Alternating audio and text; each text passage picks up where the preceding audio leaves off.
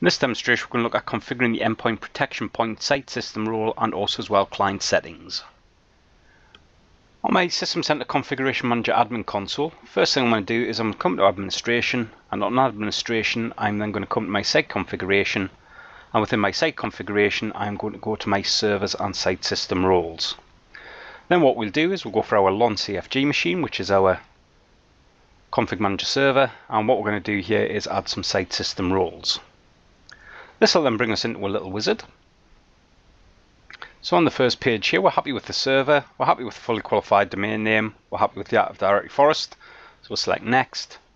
In the case of the proxy settings, we're not going to modify any settings, so we'll select Next again. And what we want to do here is we want to make this an endpoint protection point for our anti-malware.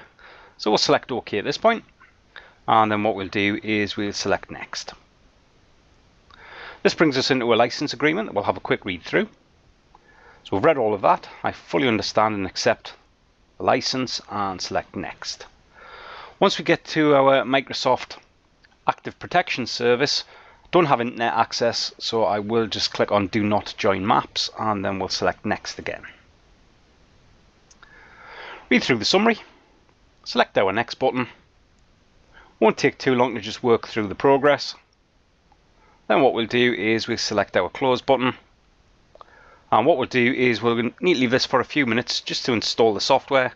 So at this point we'll just pause the demonstration and return back once the installation is complete.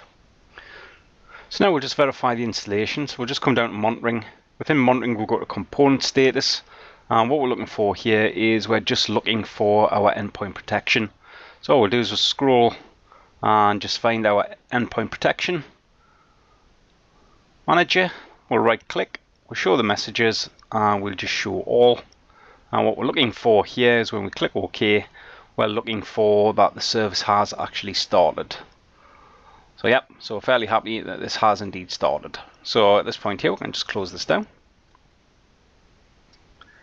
Now we've done that, we need to set up some client settings. So all we'll do is we'll come back to administration, we'll just go to client settings, and what we'll do at this point here is rather than modify the default client settings, we'll actually create a new one. So we'll just right click. And what we'll do here is we're going to create this for device. So we'll go for a create custom client device settings.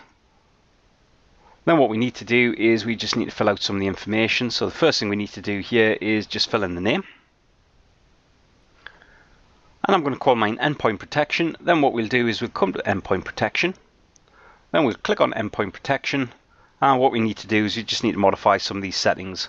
So the first thing we've got here is manage endpoint protection on client computers. Currently set to no, so we're going to change that to yes. Then what we've got here is we've got install endpoint protection client on the client computers. Yep, we're happy with that. Automatically remove any previously installed anti-malware software before endpoint protection is installed. We'll go with yes with that as well. Allow endpoint protection client installation restarts outside the maintenance windows. No, we won't. Maintenance window is there for a purpose, and that's to provide us with maintenance. For Windows embedded devices with write filters, commit endpoint protection client installation will require restart. Now we don't actually have any of these embedded devices, so I'll just leave that as yes.